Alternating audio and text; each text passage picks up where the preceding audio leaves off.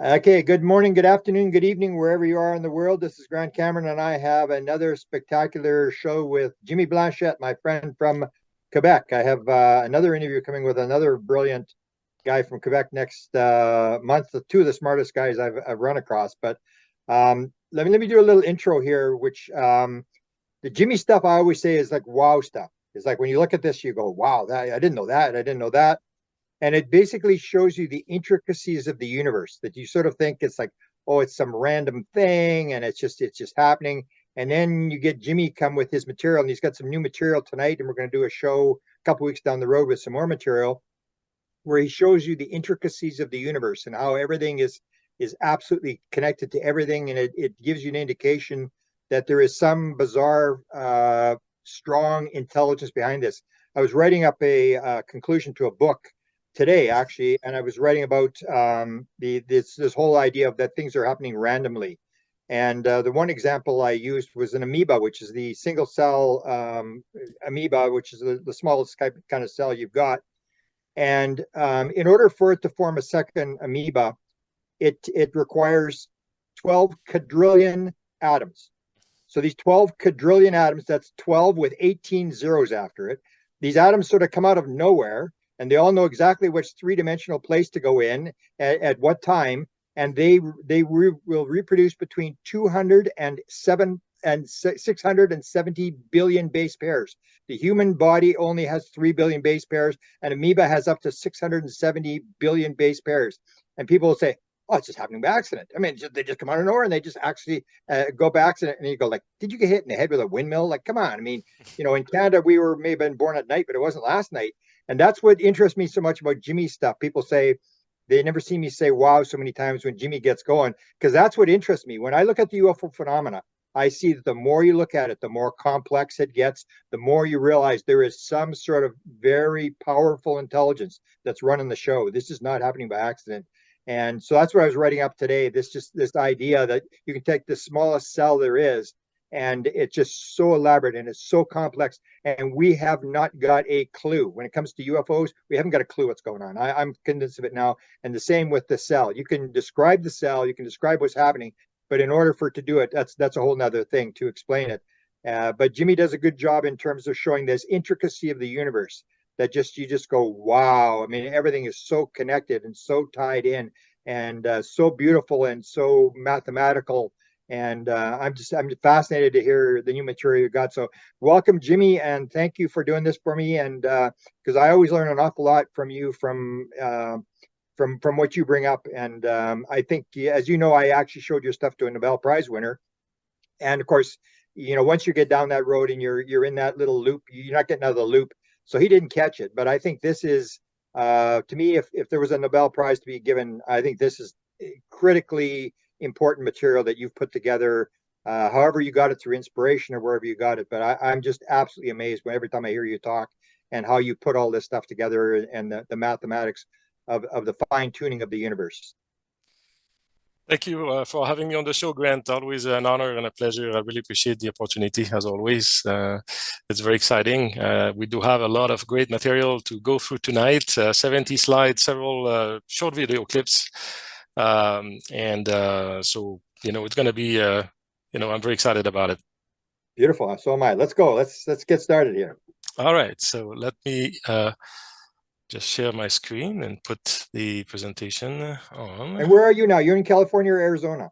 In Arizona. I'm not very far, actually, from Sedona. I'm maybe 50 miles from Sedona.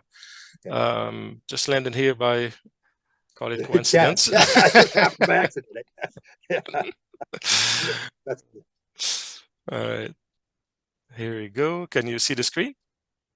Yes, I can now. Yes. Perfect. Excellent. So I'll just make sure here that I can also see you. Here we go. So what we're going to go through tonight is a little bit of follow up, or a continuation of what we went through last time. I titled this presentation Non-Human Intelligences Reveal the Keys to the Universe, Yielding a New Physics Capable of Transforming Human Civilization. And today we're going to focus on Genesis of Creation, or the origin of creation. Right on. And what's beautiful about it, I heard your intro, which was very fascinating and interesting, is that when we dig deeper and peel off the onion, we realize that although there's the complexity of what we're seeing is just astronomical, that things cannot just be happen by chance, as you perfectly described. But at the source of it, there's a beauty, there's a simplicity, there's an elegance, really, and that's what I think hopefully we'll be able to show tonight. Let me go to the next slide. So Genesis of creation, and what we're going to see here is that really everything emerges from the division of the one division of that spark of energy, this spark of light energy, this original source, if you will. And mathematically we represent that by the number one in mathematics, right? The oneness, if you will, everything that is, all that is, all that exists, source, is represented by number one. And very simply, by creating a division in that source energy, through the fundamental harmonic of light 144, we can recreate an entire physics and recreate the quantum space to the material world of physicality we live in, up to the size of the universe, and explain gravity and so on. So we'll go through that. I do have a lot of material to present. Again, we have 70 slides, a few short videos. So we had just to step back a bit. So I'd like to take maybe 15-20 minutes, kind of set up the stage here, revisit a little bit of what we went through last time, just very briefly, to summarize briefly, and show some also, go through a few short video clips to go through some basic principles, because we want to make sure that the audience can follow through the entire interview and understands what we're talking about. So there's some basic concepts like the golden ratio, for instance, and things like that we're going to explain a little bit at the beginning, just to set the stage. It's going to take 15-20 minutes, and then we'll move on to the new material. I strongly suggest for those who are watching or going to be watching this one interview, to also watch the previous one that Grant and I did back in January of 2023. So boy, it's almost like a year already. So time flies. That was a popular interview. Yeah, there was a lot of viewership on it and interest, so we're very excited about it. I mean, that's really this material. Again, I'm not selling anything here. This material is just really for everyone out there that we can benefit or are interested. So it's really to share with the community. So that interview, that past interview, for those interested, you can find it on Grant's YouTube channel, Grant Cameron White House UFO. I put the icon here. You can see how, what icon to click on. And it's also on my own YouTube channel called Human Initiated Contact. It's about a 2-hour interview, a very similar format to what we're going to go through today. So as a brief recap, I mean, some of the key conclusions that, and things we went through last time is that really we live in a holographic universe in which really everything is tuned to this as fundamental harmonic of light 144. And as we'll see today, everything emerges from that very simple division of that oneness, or that spark of energy, or original spark of energy from source, in very simple ways, through the simplest geometric structure, also like the tetrahedron, for instance. And it's also that our physical reality, everything emerges through this spark of light energy, and is expressed in our physical world really through these three ingredients, or these three building blocks, that is harmonic 144, harmonic 432, that most people are very familiar with, and also the golden ratio principle. Now I need to specify here that the harmonic 432 itself is a function of harmonic 144, right? Because if you take harmonic 144 times 3, you get 432, right? So originally, everything is from the harmonic 144, but, physical world, really the expression, it expresses itself with these three building blocks, 144, 432, and the golden ratio principle, which, as we'll see in a short video, is really the golden ratio principle is responsible for all growth and fractality in our universe. That's the most efficient way, essentially, to create a division from the one, from the source. And also, one of the key principles here also is that the universe itself is entirely based on geometry. Everything is geometric. And I mean, if we look around us, everything has form and structure, right? It kind of makes sense as well. So it's not, very surprising. We also introduced what I call the light encoded reality matrix formula. So this dynamics between these three harmonics of creation, harmonic 144, golden ratio, and 432, is expressed through that very simple formula here. And mathematically, and that's what's fascinating, is that the product of these three harmonics equal to the number 1, right? Which represents the holographic universe, all that is in our universe. And I might add, also connects to the consciousness field. Really, that's what is connected to that. And as we'll see, Grant, in our part 2, which we're going to do in a few days, this connects also to the world of singularities and portals. And that's where things get even more quite interesting. So if you look at the right side of this equation here, again, these three ingredients, or these three harmonics, really is what is represented to our physical world. And as we'll see, we presented already in our last interview and also in the previous interview, we showed many connections between these harmonics and everything in the universe, right? Whether it's our planets and the stars and the size of the universe and things like that. So there's really, this is what connects it to what we actually can see, what we can perceive in our physical world.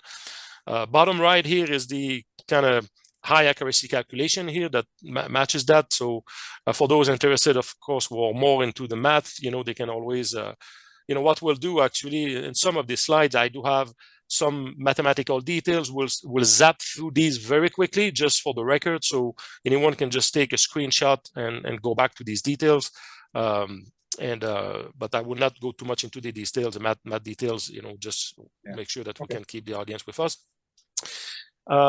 The other things that we showed, and then we'll show even more evidence of that today for these latest result of research that I've done over the last few months, is that the non-human intelligence really have communicated and encoded this information very precisely in various ways, whether it's through sightings that experiencer had, whether it's through ancient sacred sites like the Great Pyramid of Giza, which we did a detailed analysis last time, and we see the picture here on the bottom left side, which reveals again this very same harmonic 144, 432 golden ratio.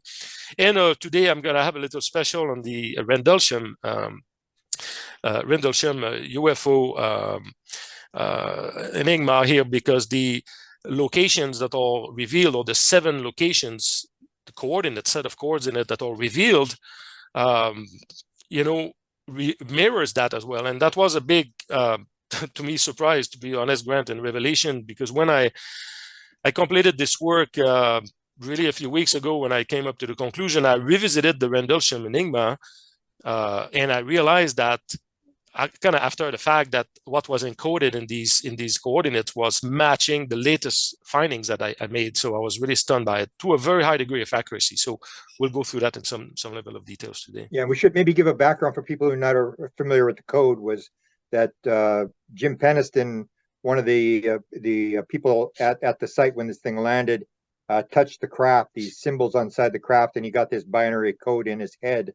And it produced these, when they broke it down, it produced these 7 locations, which you're talking about here. So it does come from this bizarre incident that occurred in 1980 at Rendlesham Forest in England. That's right. That's right. And this was decoded just decades later, these binary codes, and it's really amazing the information that comes out of it. And as always, I always encourage the folks out there to read the book that my good friend Gary Osborne co-authored, the Rendlesham Enigma. Gary has made also fantastic discoveries related to the fine structure constant and retrocausality of that as well. And there's a lot into it. So I always encourage the folks out there to look at Gary's work.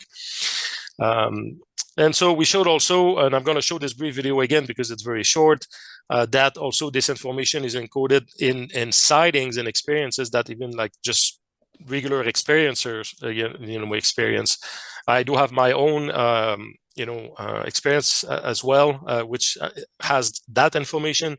And we presented last time, and I'm going to show this video again here, a video from my good friend Linda, who has had, is very connected, has had extraordinary sightings and experiences.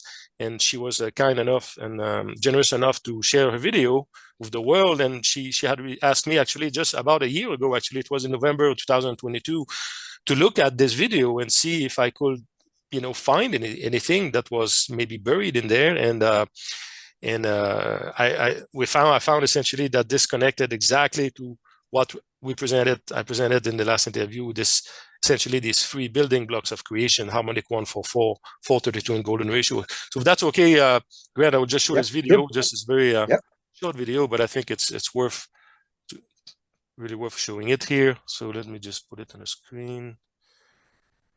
So what you will see here, for those who have not seen it in the first interview, it's a sighting, an experience that Linda had on demand. She had made a specific request for aspect of the sighting to occur, but we'll see here these objects that all appeared really at the right moment when she was instructed essentially to start a video. And what we see are these objects performing various shapes and various artifact in the sky, and that's what really has actually information encoded in it. So let me just get it started. It's a 30 seconds video, and then we'll get back to the slides.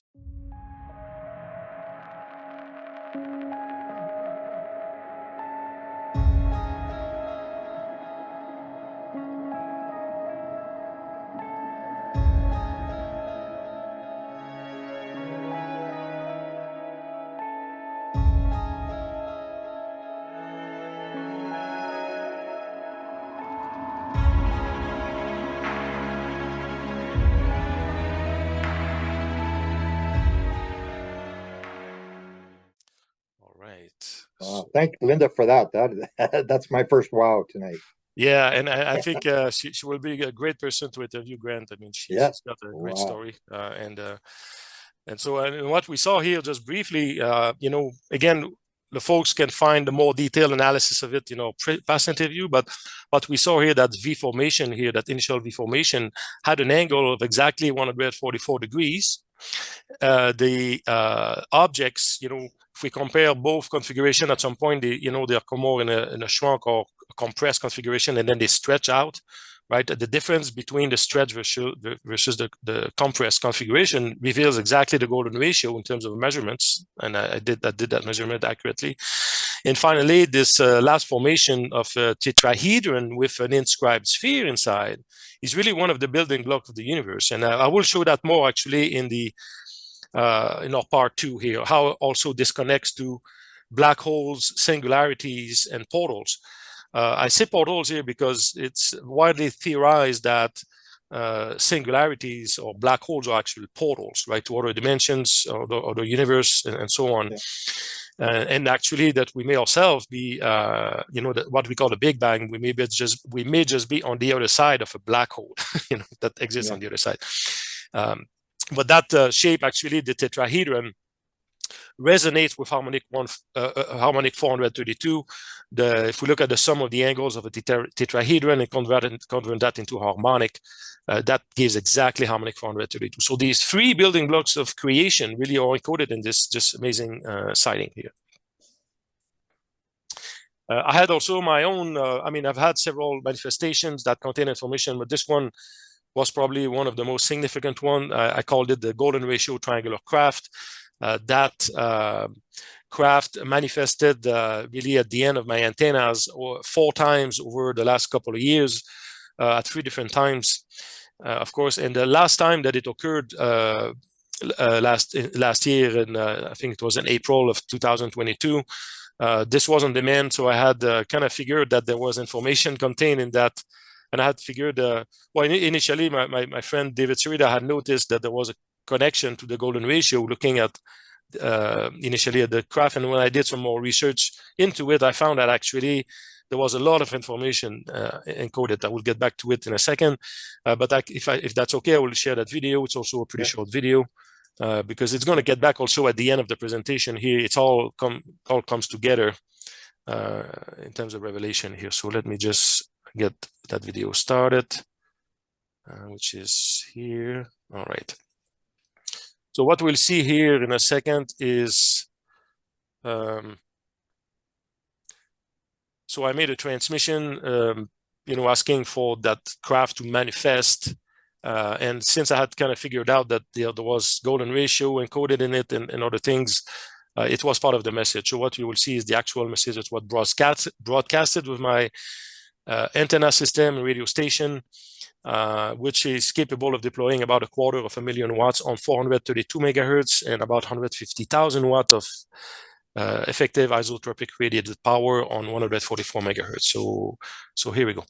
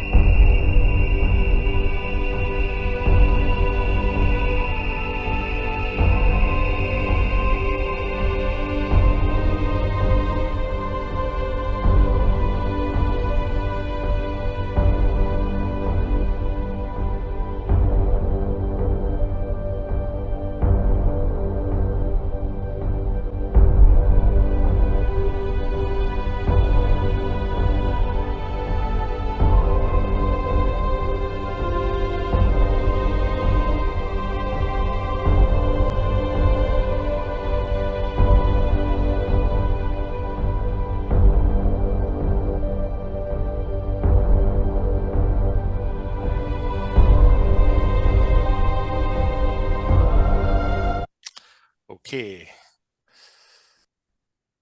So let's go back to the slides. So, and what I found really is that this craft encodes these very same building blocks of creation. If we take any side of this triangle and we divide it or ratio it by any other side of the same triangle, we always obtain either the golden ratio or the golden ratio squared at a high degree of accuracy. We see here the calculations. And also this angle to the left here is exactly 4.32 degrees. The angle to the right is the reciprocal of harmonic 144. And also the angle on top has connection to harmonic 432 and golden ratio squared. So just fascinating that this manifestation really encodes again the very same information. So this led really at the conclusion of the last interview to the presentation of these new physics formula, really, which covers a variety of aspects in our current physics, whether it's from the speed of light harmonic, the Planck length, to the Planck volume, creation of matter, and so on, of gravity, density of the universe, and so on. So we went through several of these in the last presentation, and this is really what it came out of that first presentation. So today we'll go a little bit further, and we'll explore further in going in the same direction.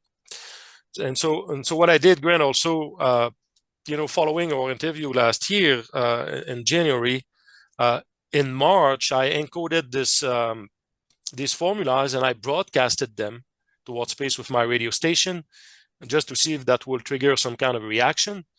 And so I have a short video that I'd like to present. So you've not seen that one. So let me take a second here. And when was this video taken? March of 2023. So that was maybe a couple of months after we had the interview. So again, I kind of encoded these formulas and broadcasted them. So let me just show the video here.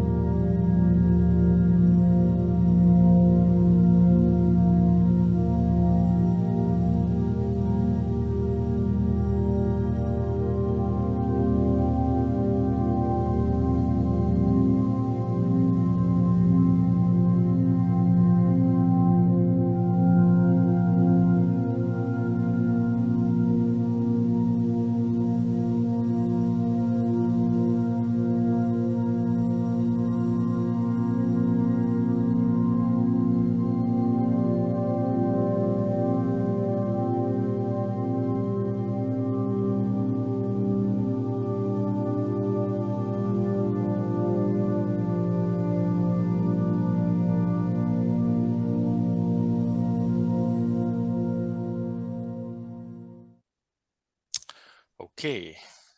How much after the transmission did that happen? Yeah. How many minutes was it? I mean, we saw it actually. This was immediately after. There was Okay. a few seconds. Oh, wow. Oh, it's Wow. not the first. It's not the That's first. significant. Yeah, it's not the first time actually. I did one also recently. I had another experience a few days ago. I broadcasted again information.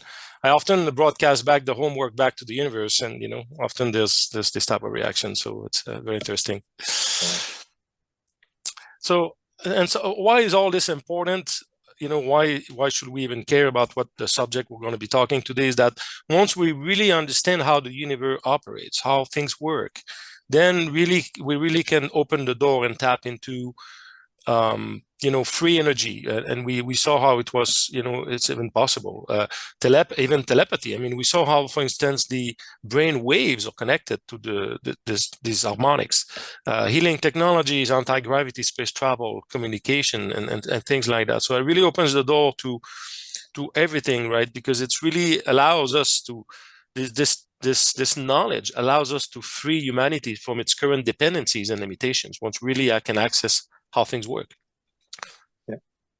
So the agenda today, so we'll continue to explore this exploration of the nature of reality using geometric harmonics. I will attempt to demonstrate that everything, again, in our universe emerges from the division of the unity, that number one we talked about, which in mathematics is represented by the number one. And mathematically, it all works out beautifully. And it's so simple, actually. Really, anyone with any high school, education, math education from high school is capable to understand everything we're going to go through today. Yeah. And this, also this universal process of division, fractalization of the unity, really occurs also through the simplest geometric structures that exist, and which really gives birth to also dimensionalities.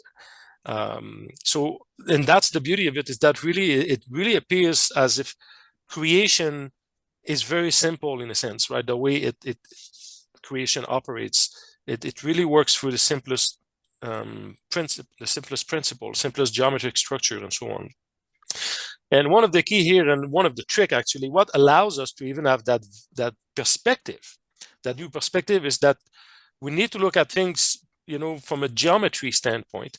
And what I mean by that is we need to make sure, and that's the key here, is that we use units, whether units of distance or time, that are compatible with geometry. And that's why we talk about geometric harmonics. We need and have to use units of distance and time that are compatible with geometry. Once we do that, then it completely opens up a new perspective on everything. And that's why it's called geometric harmonics. I always want to give credit to one of the pioneers in this field, Bruce Cathy, who really, I think, really was the number one pioneer to create some of the mathematics behind it and the principle. And so he's no longer on this planet, unfortunately, but he's done amazing work. So he's a great pioneer in the field. Yeah. I have a slide here, a couple of slides also before I keep going, because I talk about harmonics, and I think this might confuse people. Sometimes people don't exactly know what exactly that means. But really, a harmonic is just an exact multiple of a fundamental frequency. And I have a slide, the next slide will show an example of it. And also in harmonic mathematics, something really, really important is that we can ignore the orders of magnitude, right? Because we're looking at fractals. No matter how much we zoom in or out, we have a reflection always of the same pattern repeating. So we can ignore the zeros or the exponents. So I have an example at the bottom here. So if we look at the left, if we have 0.0432, for instance, that's in harmonic mathematics, that number is equivalent to 0.432. It's also equivalent to 4.32, to harmonic 432, right? So it's the same number. You can essentially, ignore the zeros here. So this is all the same harmonic, as we can see. And this is an example here, what we're talking about in terms of harmonic, right? So if we take, in our case, the fundamental harmonic of light, that spark of light, that energy that's foundational, primordial, if you would, at the source of everything, is 144. That's the number that is fundamental. So we call it in harmonics the fundamental. And if we multiply by 2, right, 2 times 144, we get 288. 288 is the first harmonic of the fundamental. It's really that simple. If we multiply the third multiply by 3, 144 times 3, we get harmonic 432. that everybody is pretty familiar with. And that is the second harmonic, right? And so we keep going. Multiply by 4, we get 576, which is the third harmonic. Multiply by 5, we get 722, which is the fourth harmonic, and it goes on this way. Interestingly, when we reach the ninth harmonic, right? So we have a multiple of 10. Obviously, 144 times 10, we get 1440. But since we can ignore the 0, we end up with the same fundamental again, this harmonic 144. And people are pretty familiar. I mean, people have heard about this famous number 9, right? That, you know, when you add numbers for digital compression, you can get to number 9. So that's really 9 is the meaning of 9 really is means completion, right? That's the completion of a cycle. So we see it being reflected in essentially here that after once we reach the ninth harmonic, we get back to the, you know, equivalent of the fundamental. So that's all that is really. So that's why we're talking about here harmonic 144, 432, right? These are just harmonics of the fundamental 144. The other thing also, and then lastly here, just before we keep going, there are, for the people to be able to follow what we're going to be talking about, and especially for those who are interested in some of the mathematics of it, there are some very 4 basic rules to follow, you know, when we do geometric harmonics. As I said earlier, the first one is to ensure we use unit of distance that are compatible with geometry. So in our case, we're always going to be using the nautical miles. And this was developed by Bruce Cathy, which I talked about earlier. So the nautical mile is the unit of distance that we're going to use that really gives us this new perspective on everything. The rule number 2 here is that in terms of time, we know that our time is based on, you know, 24 hours a day, right? There's, you know, 60 seconds in a minute, 60 minutes in an hour, and there are 24 hours a day. But the geometric time, the unit of time that's actually compatible or in sync with geometry is based on number 27, not 24. So all we do really essentially is to apply a very simple conversion factor, right? When we're dealing with unit of time through all the stuff that we're going to go through, and we just apply this conversion factor, 27 over 24, to essentially, you know, create this time unit that's compatible with geometry, which again gives us this perspective, this new perspective on everything of physics. That was developed by Bruce Cathy also, this to apply this conversion factor. So I came up with a more accurate version here because there's actually not exactly 24 hours a day, right? It's 23.9344, blah, blah, blah. So, right, I made this number a bit more accurate. And I also presented in our last interview that, you know, through the squaring the circle solution, the double square root of the golden ratio, we're getting actually a more accurate conversion of time. So these, for those interested in the math, you can use this conversion factor when you do that conversion of time. Finally, as we said earlier, as I explained, in harmonic mathematics, we can ignore the zeros or the exponents. So this is what's expressed here at rule number 3. And finally, the rule number 4 is that in geometric harmonics, a geometric volume, because the space that we perceive as being empty is actually not empty, right? The space is full of energy, and that's what often people refer to the 0-point energy, or you can tap into this, you know, infinite amount of energy, the 0-point energy. And so when we have a volume, you know, in a geometric volume, well, that volume is full of energy, right? And so if we express that volume in terms of geometric harmonics, then the energy corresponding to that will also be expressed in terms of geometric harmonics. So essentially, volume equal energy in our case. So these 4 basic rules, that's all we need really for those who are interested to go dig deeper in the mathematics of it. And here's an example, right? If we take the speed of light that people know about, and it's very known in science, of course. If we look on the upper left here, this is the speed of light represented in the metric system, 299,792.458 kilometer per second. That's the known value in science, recognized in a metric unit. On the right side, it's expressed in miles per second instead of kilometer per second. But once we convert, the speed of light into geometric harmonics units, which again, we use the nautical miles per geometric second, well, we end up with this high accuracy speed of light that's calculated, 143,526.736. So that is the actual high accuracy speed of light harmonic expressed in geometric harmonic term, which you round it up, essentially, again, you see that the speed of light is perfectly tuned to harmonic 144 again, right? 143.5, it's at 99.7%. So Wow. this is a representative, and this is very powerful. This is the proof, really, that what we're talking about here, that when we convert these factors, these units that we see in science, when we convert that into the proper geometric harmonic units in nautical miles per geometric second, we see this new reality that everything is tuned to this harmonic 144, and that's what's revealed here. And in our case, in the formulas that we're showing throughout that presentation, that harmonic 144 is represented by this letter C. Just like Einstein, used the letter C for the speed of light, right? E equal mc squared, right? It's the same representation. Letter C here is the speed of light harmonic. In this case, the speed of light harmonic 144. All right. So this is the brief recap on the past and some of the rules. So we'll move forward into the new material here of the presentation. And as I discussed earlier, and this is really recent material, Grant, because I had a lot of this realization, and everything came up together in the July-August time frame that just passed, and everything connected. So I was able really to come up with more unified theory, if you will, and get to the root as to why things are the way they are, right?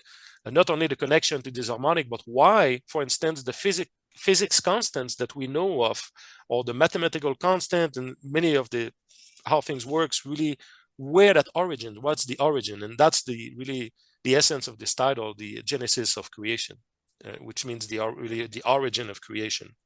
And whether the folks out there want to, people have their own belief, of course, some may relate this to the source, the creator, the oneness, all that is. Some may be more scientifically based, will refer or look at it more from a Big Bang theory standpoint, where this singularity just essentially expanded, when created the universe we live in.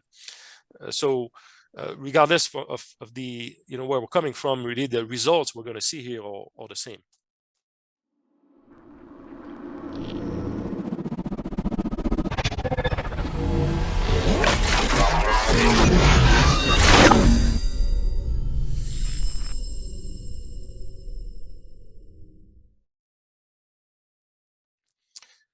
Okay, so we'll go through these five basic formulas here. Really, once we have gone through it, really will allow us to recreate the entire reality we live in, from the quantum space to the material world we live in, to essentially the universe.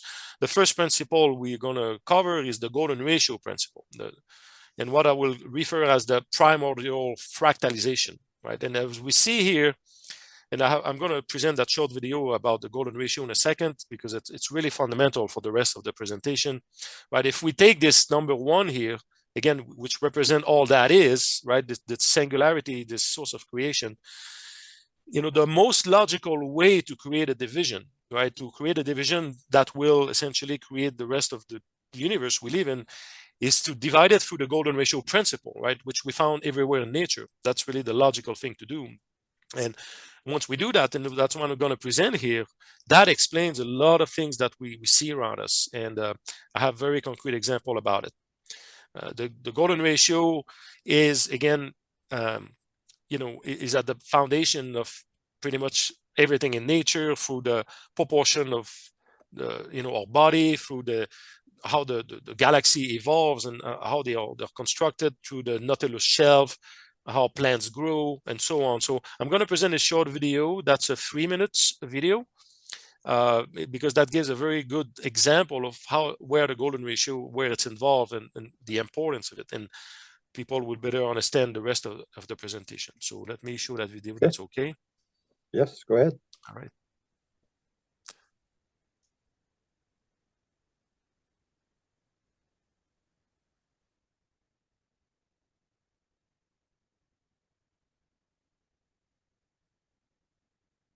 All right, so this ratio, 1 to 1.6, and this is the ratio that's called the golden ratio, a 1 to 1.6 ratio. Growing and expanding to the rate of the golden ratio spiral allows the maximum amount of rain to be directed down to the roots of many plants. And remarkably, when you study nature, you see the golden Fibonacci numbers like 3, 5, 8, 13, all of that again and again in the seed pattern spirals of plants, as well as in the number of petals. Next time you're bored and have a sunflower, try counting the number of seeds in the sunflower spiral, the golden ratio. Or maybe try something else with a spiral, like a pine cone or pineapple. So we could spend all day counting the seeds of flowers and plants and fruit. I mean, you get the idea. But we don't just see this golden ratio sequence on a small scale. This ratio is the mathematical sequence in the spirals of our storms, tornadoes, hurricanes. These all spin in this golden sequence, 1 to 1.6. Even the waves can be measured using this ratio. But it doesn't stop there. Modern technology continues to be mystified by the far-reaching scope of the golden ratio, from the alignment of the planets to the spirals of our Milky Way galaxy, as well as the spirals of other ratios in planets. Now let's take this closer to home. I want you to hold out your arm and look at the distance between your shoulder and your elbow, and then from your elbow to your fingertips. Notice how your elbow, from your shoulder to your elbow is 1, and then from your elbow to your fingertips is 1.6. Pretty crazy, huh? But it doesn't stop there. Now take that further. The distance from your fingertips to your wrist is 1, and from your wrist to your elbow is 1.6. Keep it going. From the furthest tip of your finger to the bottom of your fingers is 1, and from the bottom of your fingers to your wrist is 1.6. Now check out the spacing of your knuckles, 1 to 1.6. Are you getting freaked out yet? Think about this.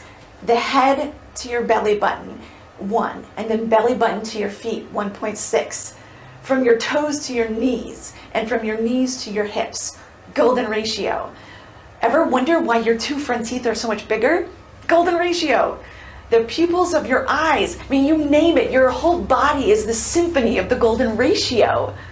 In fact, as you are listening to this video, the sound waves are passing through your ear in a perfect golden spiral.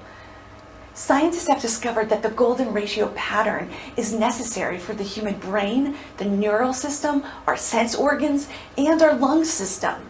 The golden ratio sequence is even in the helix of our DNA, and it forms the very rhythm of our heartbeat pattern.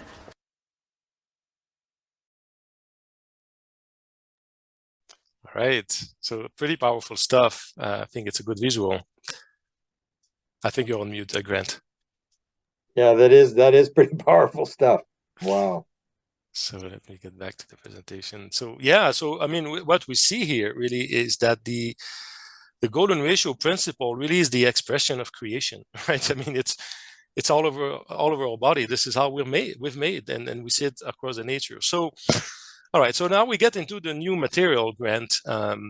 So I discovered that the golden ratio itself, this principle of nature, is in fact just the product or the division, the result of the division of that unity here, that number 1 over the product of harmonic 144 and harmonic 432. It's that simple, and it's quite remarkable. So again, we're playing again here with the same building blocks of creation, right? Harmonic 144, 432. Essentially, the golden ratio, it can be represented by that. And what we see here to the right side is the simplified version, because as I described earlier, harmonic 432 is 3 times 144, right? So everything again can be reduced to this fundamental harmonic of light, this spark of light energy, harmonic 144, and that's what this expression is. So this is the simplified expression which represents the golden ratio. This slide here is, I won't go in detail, but again, this is one of these detailed slides that I just want to zap and show on the screen for a few seconds. For those interested in doing the math, they can go a bit deeper on it. But what we see here is really if we use the high accuracy speed of light harmonic in this version here, we have a match of 99.994% match between the golden ratio and this expression, right? This harmonic 144 times harmonic 432. So I call it really, again, it kind of makes sense that, if we take all that is, the source, the source creation, and we create a division using the golden ratio principle, which is the most logical thing to do, really we see and we can explain great things in nature.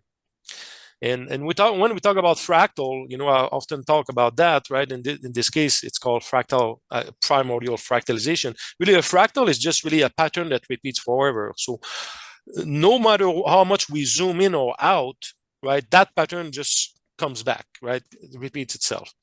And I have a short video here, and I think that's my last video. It's just 1 minute.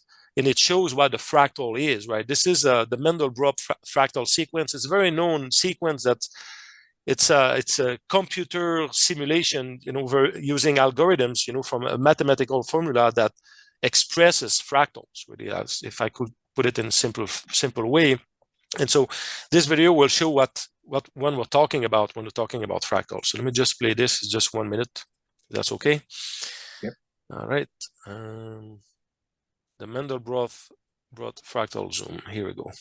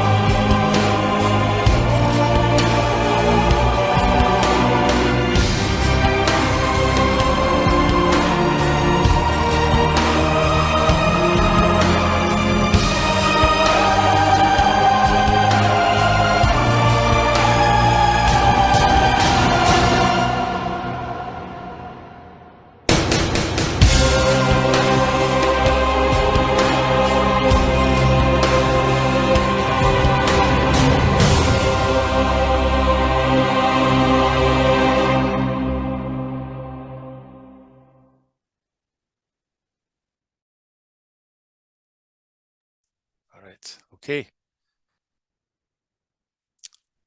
All right. So let's get back to the slide. So where are we seeing this fractal primordial? I think you're on mute, Grant. Yeah. So where are we seeing this primordial fractalization? So the Milky Way itself, if we go on a NASA website and you look for this article, how much the Milky Way weigh, right? So there's been a very good estimates that were made recently. I think that study date from 2019, if I recall, the original article. So I just took a couple of screenshots again, but you can see on the NASA.gov website, and they estimated that the Milky Way galaxy, essentially, which is the galaxy in which our own sun is, where it's located. We live in the Milky Way galaxy. So that Milky Way galaxy weighs about the equivalent of 1.5 trillion solar masses, meaning 1.5 trillion times the mass of our sun, right? That's what's the best estimate out there of the weight of our galaxy.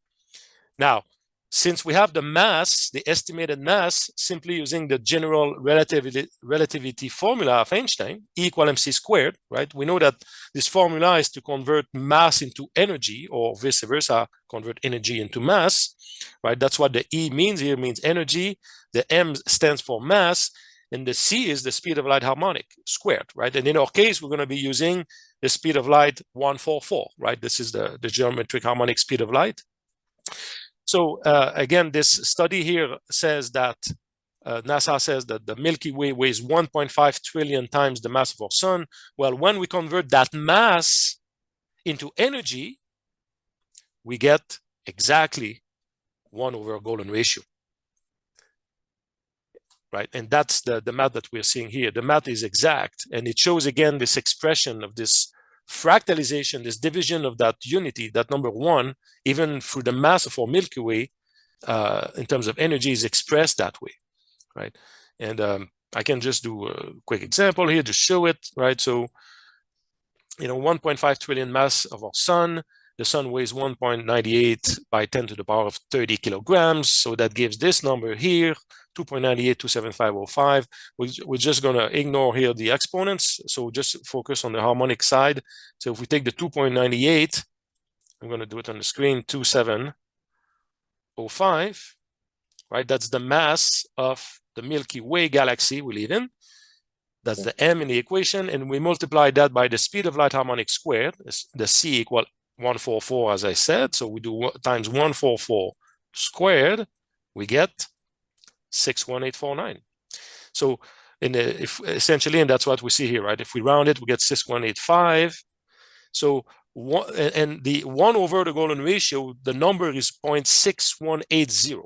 Right, that's the reciprocal of the golden ratio, 0.6180, and we get 0.6185. So there's 99.93% match, again, which demonstrates that mathematically the energy contained in our own galaxy, the Milky Way, is exactly represented by 1 over golden ratio. Okay. Now we went from very big, obviously the Milky Way is huge, right? 1.5 trillion times of our sun. Now let's go to the atomic level now, right? So if we take, so one thing that I did, so I looked at the water molecule as a chemist, so I was easily able to calculate the mass of a water molecule. And if we calculate the mass, again, and using the E equal mc squared and calculate the energy, when we convert that mass into pure energy, what that represents, what are we getting? We're getting exactly, again, 1 over golden ratio. Wow. And here's the mathematical demonstration of it. I won't go through that in detail, but this is just to show again that the match is 99.7%. So again, we see here water is obviously the source of life, right? So we see how intricate, this very principle of the division of the unity through the golden ratio principle, where how important it is in our body. We're made of 65% of water. Our brain is made of 80% of water, right? So that's these harmonics, and this principle is really all over us. And as we saw in the video earlier, even the proportion of our bones, our body, our members, our teeth, everything is connected to that. Yeah. Now, where else have we seen this?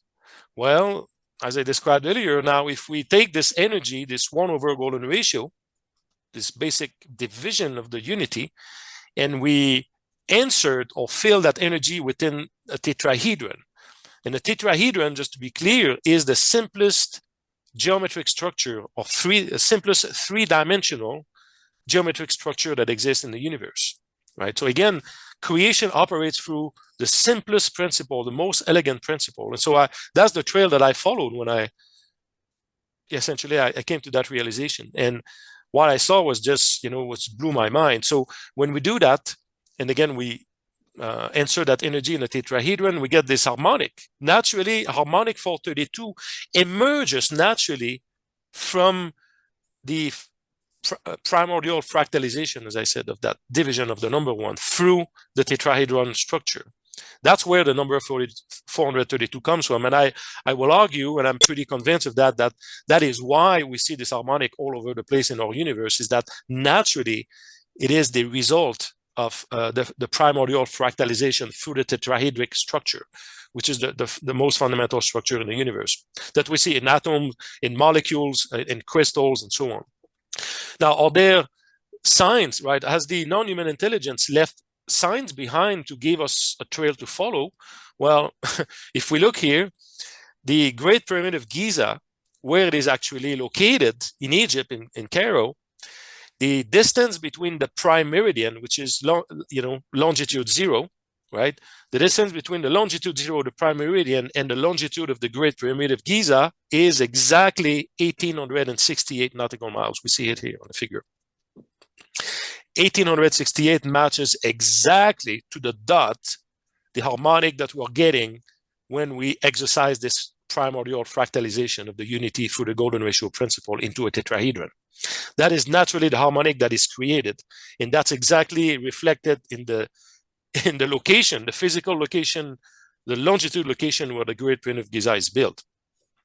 Additionally, when we look at the distance between the Great Pyramid of Giza, which is one of the 7 coordinates of the Rendlesham, one of the 7 coordinates, the Great Pyramid, that is, when we calculate the distance, again, in nautical miles, right? As I said earlier, we're always going to use a nautical mile system here because this is a geometric harmonics. The distance between the Great Pyramid of Giza and where the UFO landed in Rendlesham Forest, we get exactly 1,864 nautical miles, which is really, really, really close to that 1,868 here. We're talking about a fraction of a percent. So the match is pretty stunning. And finally, even the hypotenuse of the Great Pyramid, if we look on the upper right side here, the hypotenuse of the Great Pyramid of Giza is 186.6 meter, which matches again this harmonic. Yep. See, so it's really all over the place, right? And what's interesting too is that when we take the harmonic 432 squared, we get 1,866 again. This is the same harmonic that comes again. You see? Wow. And 432 squared is the speed of light in miles per second, by the way. So, right? It's just really all connected. Wow. Amazing.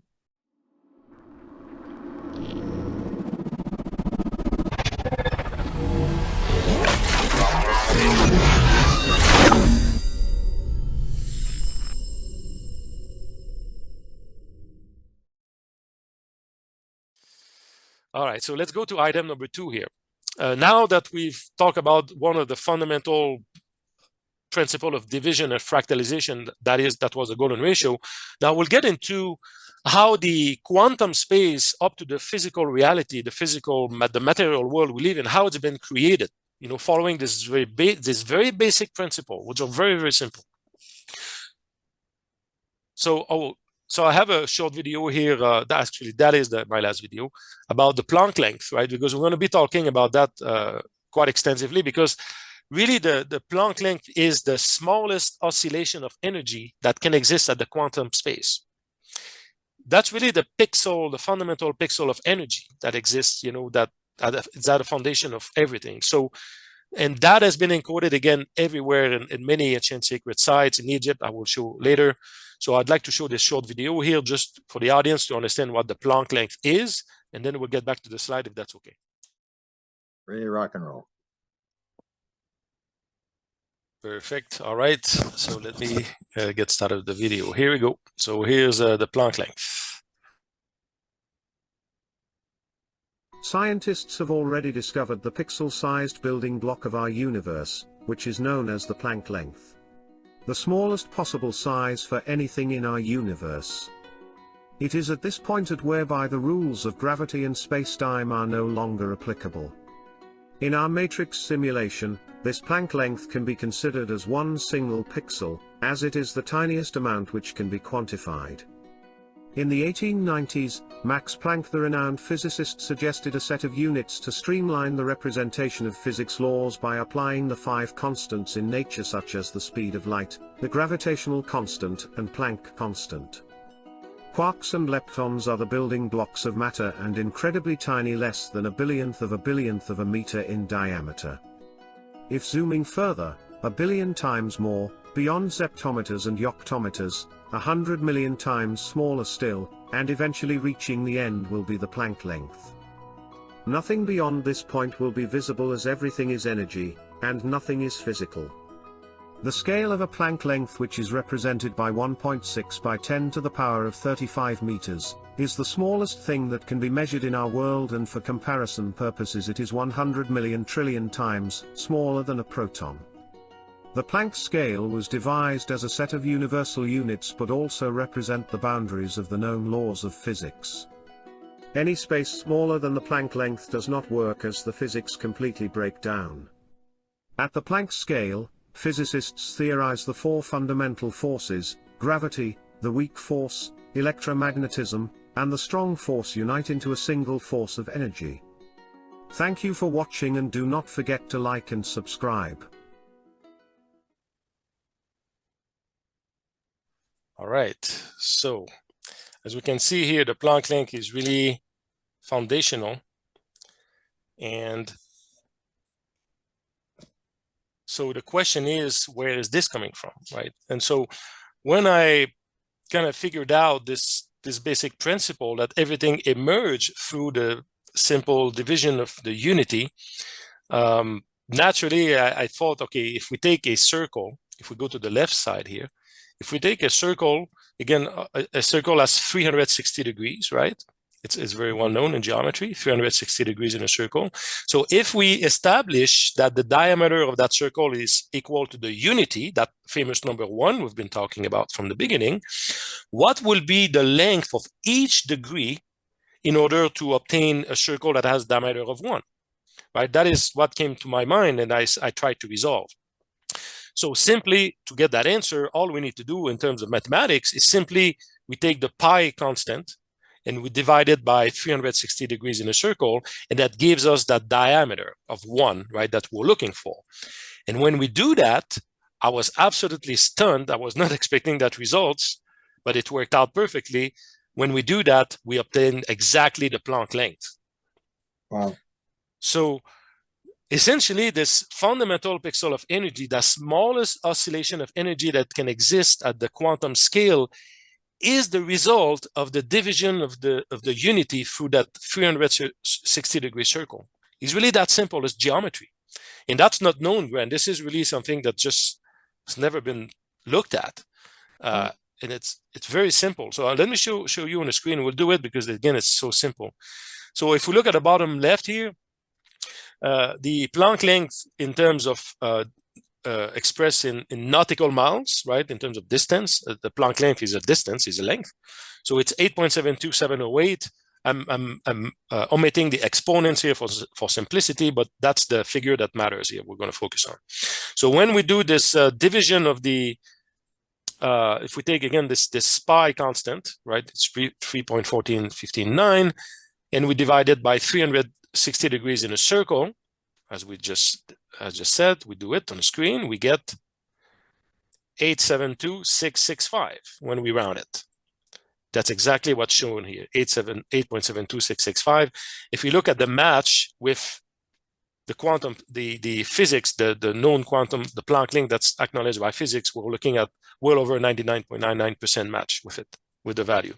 So the match is stunning. And I will argue that, you know, the difference between the two is if it falls in the margin of error. You know, if you look on the National Institute of Standard and Technology, where these physics contents are located, there's always a margin of error. So I will argue that this value may be actually the real value, the most accurate one.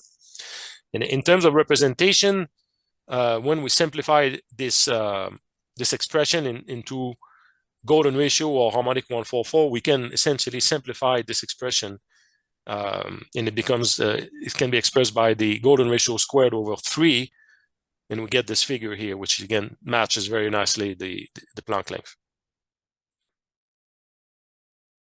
You there, Jimmy? Yeah, we're good. Sorry, I got an electrical problem here. I haven't figured it out. No worry. I got an electrical problem in the house. I'm not sure what to do, but as soon as we finish this, I'll try to solve what's going on here. Okay. All right. Okay. So yeah, right. So we just demonstrated here how we could obtain the Planck length using this just basic principle I talked about, and this can be simplified with this expression here. Because, let me give that to the next slide. Because everything in a holographic universe has a representation in terms of these harmonic 144, 432 golden ratio. So even what we saw here, the pi constant and 360 degrees, they have a representation in terms of harmonic 144 and 432 and golden ratio. Pi is nothing else than the golden ratio square times the square root of harmonic 144. And the number of degrees in a circle, 360, can be represented by 432 divided by harmonic square root of harmonic 144. I'm going to do it on the screen just to show it, that I'm not making this up. So if we look at the number of degrees in a circle, we take harmonic 432, and we divide by harmonic 144 square root, and we get 360 degrees in a circle, right? Yeah. It just shows again. So when we simplify that, we can simplify this expression in terms of golden ratio, and that's the expression here that comes out of it.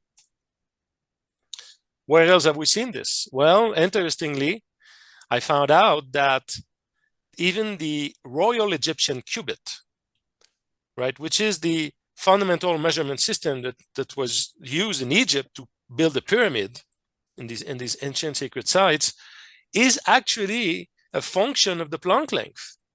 So once we express the Royal Egyptian cubit in terms of nautical miles, right, geometric harmonics, we get this figure, 2.827.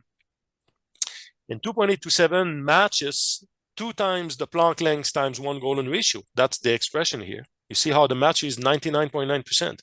So even the Royal Egyptian cubit, this fundamental unit of measurement that was used at the time when these constructions were built by whatever intelligence, that encoded quantum physics, the foundational elements of quantum physics.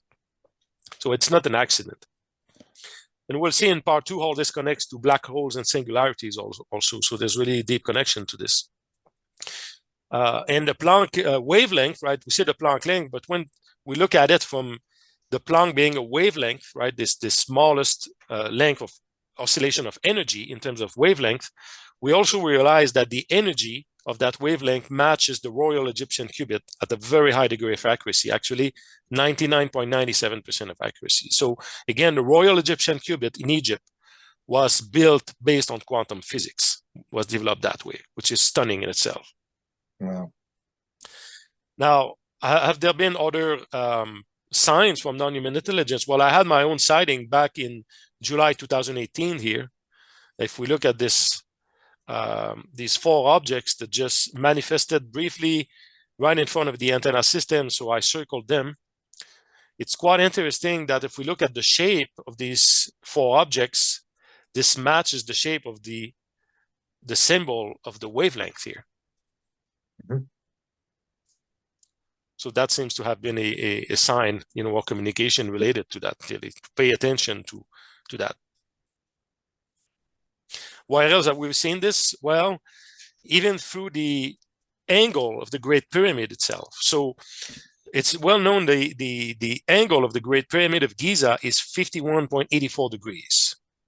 Okay, so again, if we follow the same principle here that I found out recently, it came naturally that I said, okay, let's see if there's a connection between the Great Pyramid of this oneness, right? This number 1 that represents all that is, of that source, if you will, creation. So we take the angle of the Great Pyramid and we multiply that.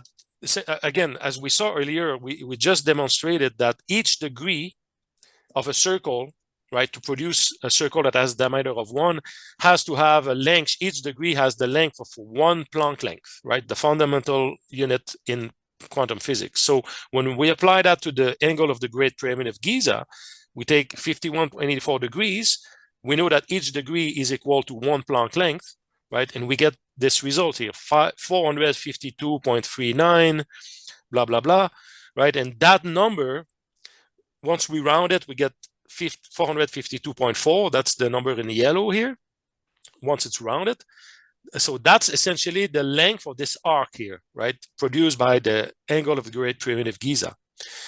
When we plug this arc length in a calculator, in a circle calculator, and we see here it's a circle in red, it renders exactly a diameter of 1, right? So essentially, the Great Pyramid of Giza, through this angle of the Great Pyramid of Giza, is an expression of this number 1 again.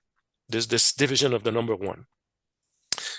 Now, where else have we seen this? Let's look at Rendlesham. Right, so we talked about Rendlesham and these 7 coordinates that were communicated by this extraterrestrial craft.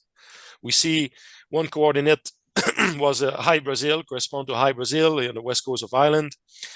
One of the coordinates was Sedona, very close to where I live. One of them was Cana Pyramid in Belize, Central America. One of the coordinates was Nazca, Peru, South America. One of the coordinates was obviously the Great Pyramid of Giza, which is not surprising. And another coordinate was the Temple of Apollo in Greece. And finally, the last coordinate was Mount Taishan located in China. So these were the 7 coordinates. And what we see here in the middle is where actually the UFO landed in Rendlesham Forest, which is the center of all that. So let me show something here. So what I did here in that analysis, I calculated the distance in terms of geometric harmonic distance, again, which is expressed in nautical miles instead of not using the miles or the kilometers. We're using the nautical mile system, which is used by NASA, by the way. NASA, when they talk to their the astronauts in space, they express their distance in nautical miles. So I wonder if there's a connection there. Probably there is. So when we calculate the distance between where the UFO landed in Rendlesham and these 7 coordinates, that's what's expressed here with these numbers that I highlighted in yellow and red. Okay. Now, let's go back to this one. Now, if we look at the arc length that I just described, 4524, this harmonic 4524 happens to match exactly to the dot the distance between the Rendlesham Forest and one of the coordinates, that is Mount Taishan in China, 4,524 nautical miles to the dot. Wow. I mean, hard to believe this is just an accident. I mean, it's so precise. That's right. Yeah. So precise. And again, this number is a reflection of the arc length of the Great Pyramid of Giza expressed for its angle, 51.84 degrees, which renders a circle of diameter of 1. You see, so they are, again, pointing the finger in that direction, again, like focus on this, right? Focus on this division of the number 1 through this geometric harmonic principle.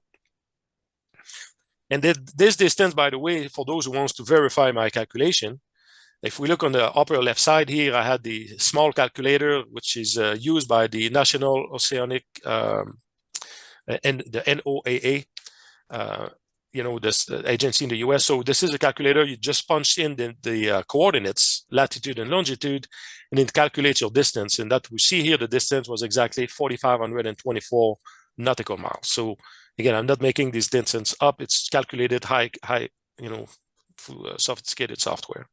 Yeah. Okay, so let's move on now.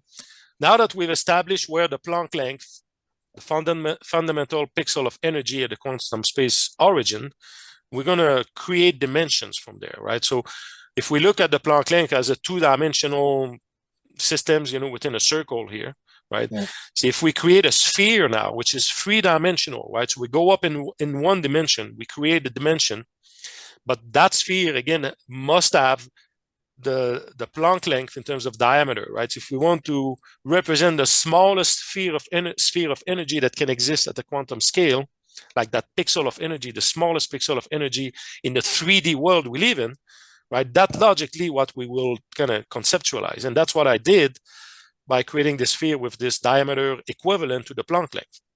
So I calculated the volume energy of that sphere. I got that figure 347.97. which in terms of harmonic 144 can be represented by 1 over 2c. I'm going to show that in a second. And 1 over 2c, when we do that, let me show it on the screen.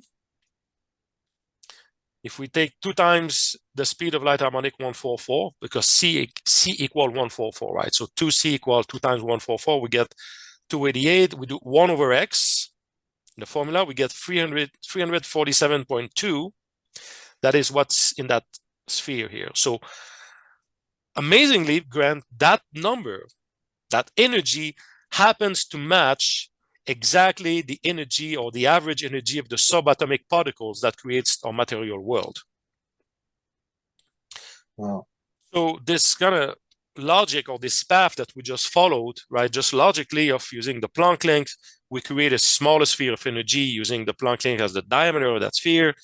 We calculate the volume energy, we end up with this figure of 347.2. And again, that happens to match the energy of the subatomic particles that creates our material world. I'm going to get a bit more depth into that in a second here. And that's the representation here. So that energy is, 1 over 2 times the speed of light harmonic 144, creates all the protons and neutrons that are in the atoms that, makes up our material world. Now, where have we seen this? Let's go back to Rendlesham again. And as I said, when I found this out, Grant, I went back to Rendlesham after the fact, and I saw that this figure was just fitting so well with just how that put together that I was really, really stunned by it. So if we look at it here, one of the coordinates, as I mentioned earlier, was the high Brazil, which is located at 537 nautical miles from the UFO landing site in Rendlesham. And the Great Pyramid of Giza, which is another coordinate, 1,864 nautical miles from the UFO landing site.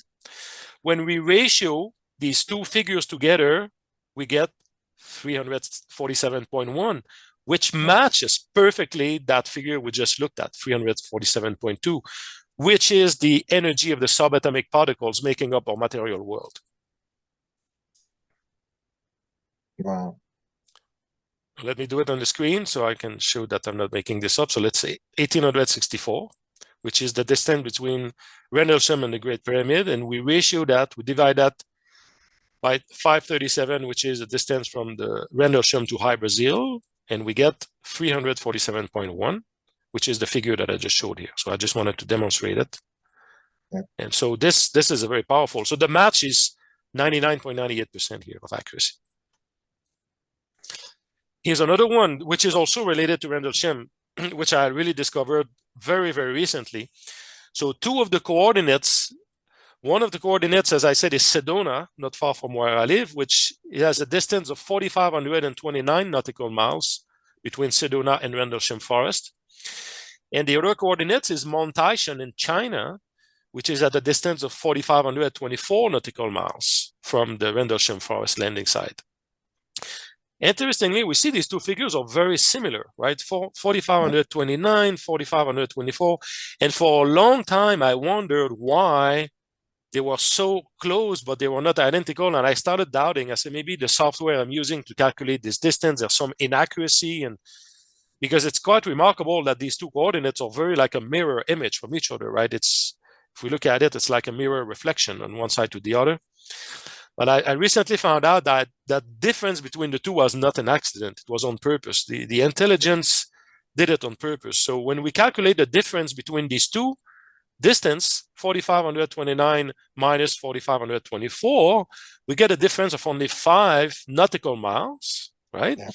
And when we ratio that difference over the speed of light harmonic 144, we get exactly 347.2.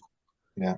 which is again this Planck sphere volume that we've been talking about. And let me do it on the screen here. So I take 5, the difference between the two, we divide that by harmonic 144, we get 347.2 to the dot, 100% accuracy. And this was not an accident. And again, they were pointing the finger here at the energy of the subatomic particles that makes up our physical world. And we'll see how this all ties in together.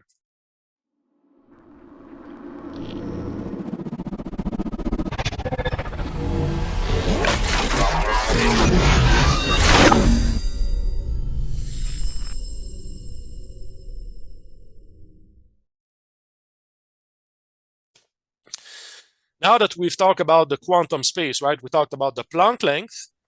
And from the Planck length, we created the Planck sphere, which is a 3-dimensional structure, right? It's a 3-dimensional space. So that's the creation of the quantum space we just did. This was done through this formula, 1/2c. We just demonstrated it. Now let's move up to the creation actually of the matter, the material world we live in. So what's the material world we live in? So for those who may be less inclined with chemistry or physics, very simply, everything that exists in the material world, the physicality, the material world we live in, all the atoms are made of primarily 3 ingredients.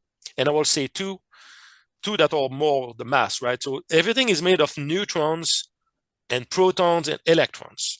The neutrons and protons have very similar mass, and they make up well beyond 99.9% of the mass of the atoms we live in. So the mass of the universe, really, the mass of the material we live in, the energy comes from the neutron and the proton. The electron is much smaller, like it's 1,836 times smaller than the proton.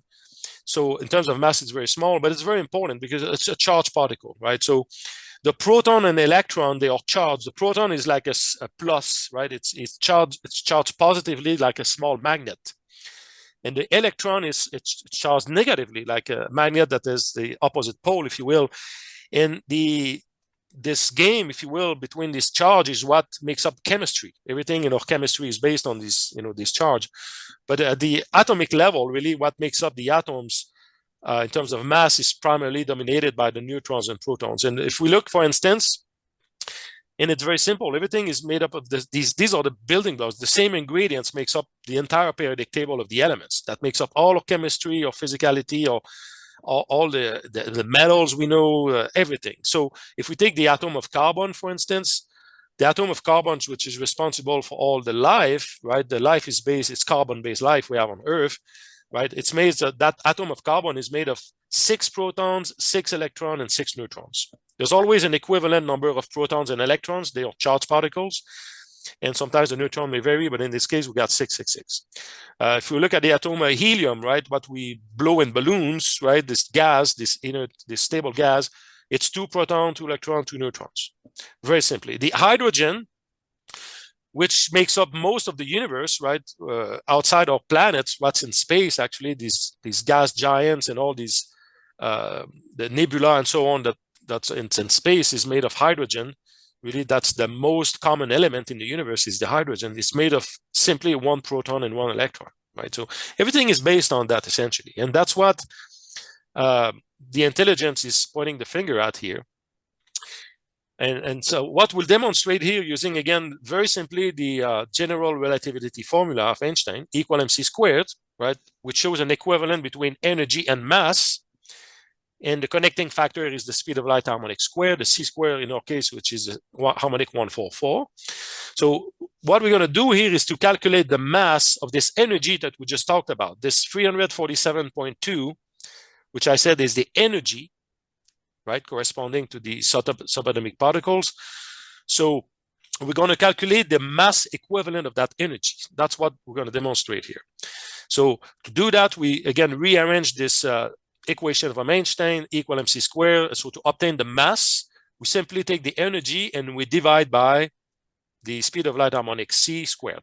That's a very simple thing to do, right? So if we go here and we insert this figure that we created and demonstrated where it was coming from, this 307.2, this Planck sphere energy as the energy, and we plug that, we insert that into the this formula as being the E, right, equal 347.2, the c squared, the speed of light harmonic 144 squared. When we do that, and I'm going to do it on the screen again to show that I'm not making this up. So we take 347.2 and we divide by speed of light harmonic 144 squared. We get 1.6745 if we round it. 1.6745. This is what I wrote on the screen here, 1.6745. This figure's Grant happens to match exactly the average mass of the subatomic particles we just talked about, the proton, neutrons, and electrons. Wow. That average is 1.6743. So there's a 99.99% match. Wow. So essentially what we just demonstrated here is how matter is created, where it is coming from, why it is the way that it is. We just demonstrated it in a very, very simple form. And that information, again, was encoded, clearly in Rendlesham. We just saw it, and it's also encoded in many other places. The simplified formula for it, the creation of the material world, can be simplified by 1/2c cubed. I mean, that's what gives us the mass of all the subatomic particles, or the average mass of subatomic particles that makes up the periodic table of elements that creates all the atoms and really molecules that makes up our physicality, or physical world.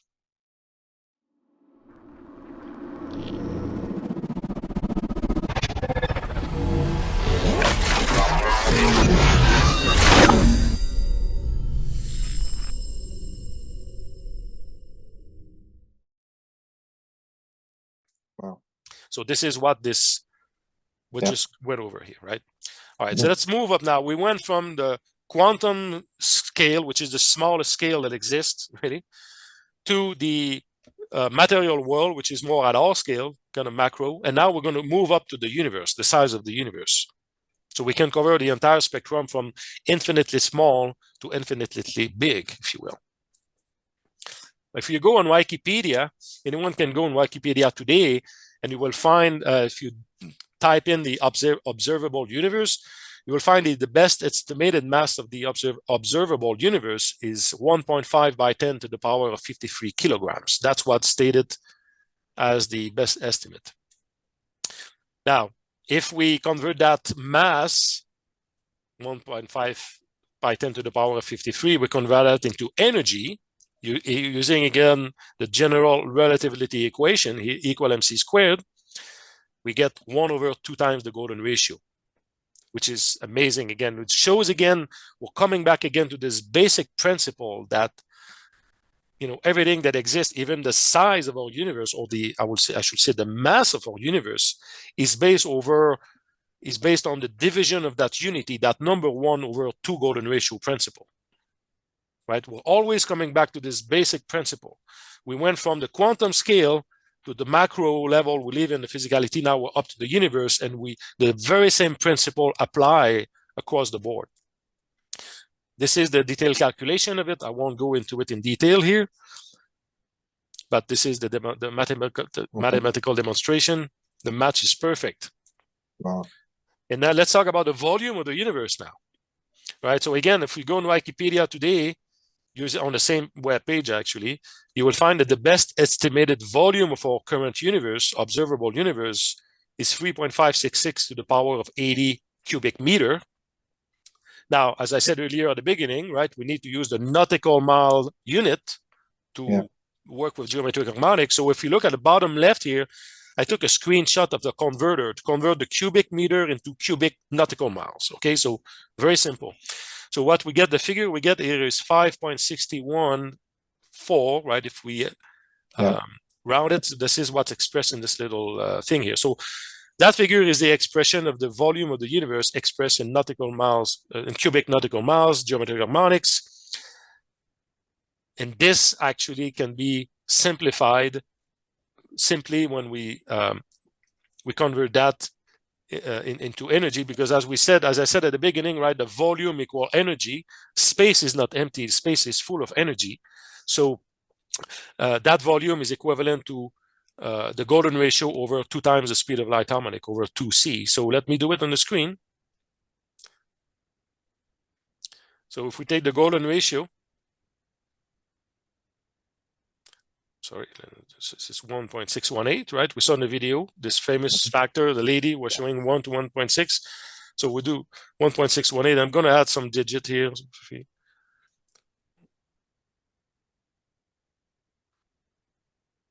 Okay, and then I'm going to divide by 2 times 144. We get 561.8, right? So 561.8, and we go back. If you see at the bottom what we're getting, or the circle 561.4. I mean, the match is just amazing. Amazing. Right? Again, we're using the same building blocks of creation. Now, amazingly, Grant, and this part really blew my mind when I discovered that. You know, we saw earlier, we went from the subatomic particles, the energy of the subatomic particles being the equivalent of 347.2, right? And it was in Rendlesham all over the place, 347.2. This is the atomic scale, a subatomic scale. If we scale this up by only 1 golden ratio, we multiply by 1 golden ratio, we end up with the volume of the universe. So essentially what it says is that the universe itself is a fractal, is a simple fractal of the quantum space. So that video that we saw earlier, right, where it was kept zooming in, and the same fractal, the same structure just shows up over and over again. Essentially what this math is telling us here is that even the universe we live in, the big size of the universe is just a fractal, a mirror image of the quantum scale. And we see the match is 99.92% between what we'll find in classical physics and what this calculation shows. I represented it differently here, and this is also very, very recent discovery. Now, again, if we ratio that energy of the subatomic particles energy, 347.2, but this time we're keeping the exponents, right? It's very, very small, as we saw in the quantum scale, the smallest thing that can exist. And we ratio that over the size of the universe, which is really, really, really big. It's 561 by 10 to the power of 68 nautical miles cubed. That ratio match exactly 1 over golden ratio. Wow. We're coming back to this primordial fractalization of that unity, that number 1 here, at 99.93% of accuracy. I mean, the match is stunning. And the thing that actually in this ratio here, what surprised me even the most is that when we kept the exponents, right, going from by 10 to the power of negative 117, which is super small, and we ratio over the size of the universe, which is super big, the difference in order of magnitude is exactly 186. That's this figure here. So essentially there's 186 zeros of difference, order of magnitudes, between the smallest thing at the quantum scale versus the total size of the universe. And that 186, if you recall, match exactly that in sphere within the tetrahedron that we showed earlier, that harmonic 1868. That was encoded in the longitude of the Great Pyramid, which is equivalent to 432 squared, right? And I'll do it on the screen again. It's all coming back again. So if I do 432 and we square it, we get this factor 186, this harmonic. That is the number of zeros difference between the smallest thing at the quantum scale versus the size of the universe. So we're really, it's amazing. We're really looking at essentially a universe that's folded within itself, right? We have in our physical world, we have a sense of size, that things are big and small, but in reality, it's all one. It's all a singularity, if you will, and it's you know. You got it. You got it. And the last thing I wanted to show here, okay, where have we seen this? Well, let's go back to Rendlesham again. If we look at the distance between the UFO landing site in Rendlesham to the coordinates of the Nazca plane, that was one of the coordinates here, the distance was exactly 5,616 nautical miles. And 5,616 is exactly the size or the volume of the universe. Wow. Wow. How can this be a coincidence or an accident? Yeah, exactly. Right. And finally, if you recall the golden ratio triangular craft, the video that I showed earlier of this manifestation that I've had 4 times already, this triangle is very special, right? So if we plug here on this side, the side B of this triangle, as being the energy of that Planck sphere we talked about, right? The energy at the subatomic scale, 347.2. By the geometry of this triangle, and I have the calculator here at the bottom. I use again, I'm not making up these numbers. This comes from softwares and calculations that are very accurate. Because of the shape of this very special triangle, the bottom segment here, the bottom segment will match 561.0, which match also the volume of the universe. Wow. So this golden ratio triangular graph is like a tool again, right? It's again expresses the very same dynamics, this universal dynamics from the quantum scale to the macrocosm to the size of the universe to the very high degree of accuracy. Yeah. And what I recently discovered, and will be part of the part number 2 when we go through the part number 2, Grant, if you look at this small segment here, again, if we follow the same principle, the segment will match 216 or the 432 divided by 2. This happens to match the radius of a singularity. So when we're going to go into black holes and singularity calculations related to portals, that's going to match that. And so that's something that I just discovered very recently. Wow. Amazing.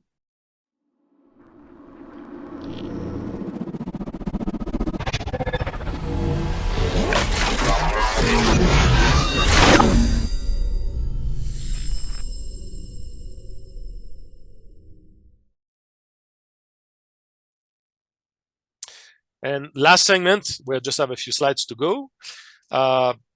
Finally, the expression of 1 over the speed of light harmonic c. We covered some of that in the last presentation, but I just want to show some of it again. There's some new revelations there. So this relates to gravity, right? So gravity is a big deal, obviously, because when we talk about creating anti-gravity device for space travel, or how the UFO, or traveling, or, I mean, talking about anti-gravity and so on. So having the knowledge of that, how this thing works, really opens the door to new technology and get us off this rock, right? This little rock, this little planet we're on. Yeah. In a way that's more significant.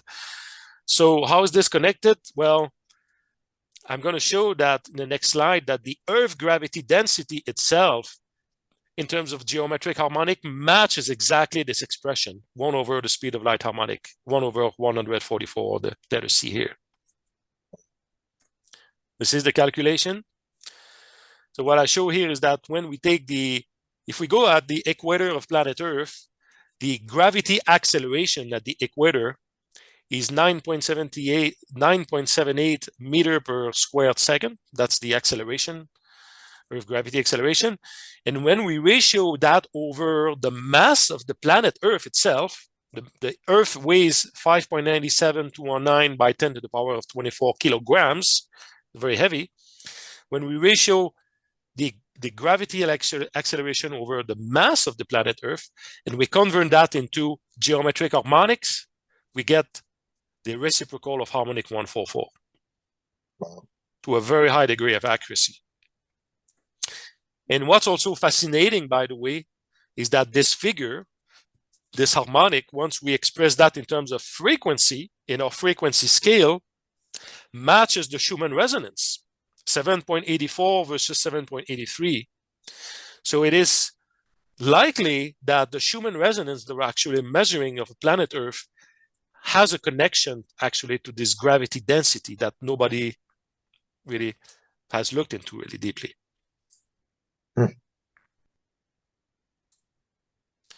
Even the moon gravity acceleration is based on the same expression. The moon is directly connected to the Earth Schumann resonance and the Earth gravity density in terms of geometric harmonics. So anyone can go on the internet, they will find that the moon gravity acceleration is here, 1.63 meter per square second. We convert that into, again, geometric harmonic. We get the equivalent of this harmonic 144 reciprocal again, very accurately. Amazing. And now what's interesting too is that many have speculated, I mean, it's kind of common knowledge that the moon has an impact on people, right? Even, I mean, if you just look at the fertility cycle, of females, right? It's the number of days matches the revolution or rotation cycle of the moon. We know that the moon, when it's a full moon, right, there seems to be an impact on people. Well, now we know why, because this harmonic, this gravity acceleration of the moon itself is connected to gravity acceleration of planet Earth. But also, as I'm going to show, this is the last slide, and I showed that slide in the last presentation, Grant, is that this harmonic is also connected to our brain waves, right? If we look at the hypnagogic state, our brain wave is between 7 and 8 hertz, so 7.83 hertz, which is a Schumann resonance, matches our brain waves at that frequency, and also is connected to the moon gravity acceleration. So we see where everything is connected. The moon, the Earth, and our brain waves is really a system here. And the accuracy is very high, 99.97% match. And Tesla had figured this out, by the way. I mean, he was using this, for, I don't recall if I told that story, but Tesla, one of the things he used to do was to sit in a chair with big balls of metals in his hands. Until he fell asleep, and when he fell asleep, this ball, fell on the floor. That woke him up in that fraction of second when he was in that state, had these genius ideas coming to him.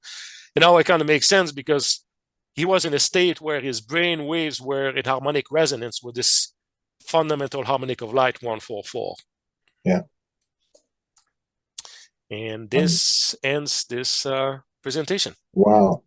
When I look at this, Jimmy, I think you get the Newton stuff when he sort of revolutionized it, and then quantum physics. This is almost like a new thing that may take a couple of years, but I think you're the first guy to get to the bottom of this, that this the relationships and this sort of how everything is related to everything, and it's all connected to this one idea that comes out of Eastern mysticism and teachings and stuff like that. And it's channelers bring it up, and I'm just amazed that I'm honored to have been sort of the one of the first people to get to see this, because it's just, you look at it and you go like, I mean, he's on to something that's pretty significant here. Well, thank you, Grant. And again, I always appreciate having the opportunity to present this material on your platform. I mean, really, my goal is to share this information with as many people as possible. Many people will pick it up, some have some background in engineering, science, and whatever.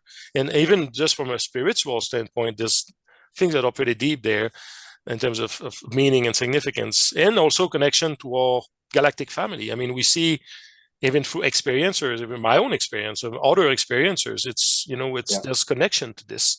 And also connection to the ufology, the history of ufology. I mean, how often, there's been documentaries about Rendlesham, for instance, and all these things, and people are turning around, but there's something really fundamental there that is communicated to us. It's just no doubt about it. And to me, it's very clear that the intelligence has been putting right in our face the building blocks of creation and how things work, and just waiting for us to pick it up and develop technologies that will be beneficial for humanity and free us from our current dependency, so we can take off this little rock we're on and start exploring and connecting with our galactic family. And I think it's all part of this great awakening that's happening right now. They linked all the symbols and the mathematics back in the Egyptians, and then Rendlesham Forest was the next thing where you picked up on it, and it's the same thing. That's the message. It's this intricacy is how things are related, and when you start digging, you realize that it's all connected, and you can start to use this mathematics to understand what's really going on. Oh yeah, just fascinating. And they are a very practical application to this. I was talking earlier about space travel and things like that, but if you just look at our brain waves, right? We know what state we need to be into to maybe access this information, or higher frequencies to access more information and things like that. That clearly Tesla seemed to have been understood and picked up on it. But also, even practically speaking, I didn't show it here. I have like a deck now, Grant. I think my slide deck is like 900 slides that I have. So I had to pick small fraction to make it understandable and focus on it. That was the hard part. But I can show, for instance, that we can create alloys and material in terms of material science and nanotechnology, that once we tune the energy of the material we're dealing with, that we're trying to develop, when we tune it to these harmonics, we get special properties. Just to give an example, if we take the aspirin, the aspirin, which is commonly known, which is known as the miracle drug, right? Nobody knew, even the science doesn't know aspirin is miracle like that. I found that you take the molecule of aspirin, you convert that into energy, you get and you feed that into the tetrahedron, you get exactly an harmonic 144, right? Wow. And same if you look at the atom of iron, which is the most stable atom that exists at the atomic level. That's why the stars, within the stars there's nuclear fusion, right? But when you have fused all the atoms that you could, and you reach the atom of iron, the nuclear fusion within the star can no longer proceed, because this is the most stable nucleus that exists. So I did the analysis on the nucleus of iron to see if there was something special. And once we introduce that energy within a dodecahedron, we get exactly harmonic 144 again, which shows the special property. So, and like the penicillin, right? The antibiotic, the penicillin. Also, I took that molecule at the molecule level, convert that into energy, and there's direct connection to these harmonics as well. So even in pharmaceutical science or in material science, once we understand that, we can fine-tune these atoms and molecules to these harmonics, and we get special properties. So there's really very practical application to all this. Beautiful. Okay, so we'll do the second session, and hopefully the right person will see this one, and you may get some help, and you may get somebody scientist that picks up on it and gets it out there and really publicizes it with you. Yeah, I mean, again, my goal is to make this accessible, and I think it's a matter of time because it's pretty obvious. You just have to watch it, that you can see that you're onto something very significant here in terms of how things work. yeah, and I'm honored. next, and thank you, Grant, so much. I really appreciate it. And next part, the part 2, we'll start exploring the world of black holes. And black holes, often people think more in terms of big black holes in deep space in the universe. But when we're going to be talking about black hole or singularities, we're talking about even at the atomic level, right? So even though the subatomic particles we're dealing with, the neutrons and protons, as the work of Nassim Haramein has demonstrated, actually, he's one of the pioneers in the field, which I really, really respect his work, demonstrated that the protons were actually mini black holes.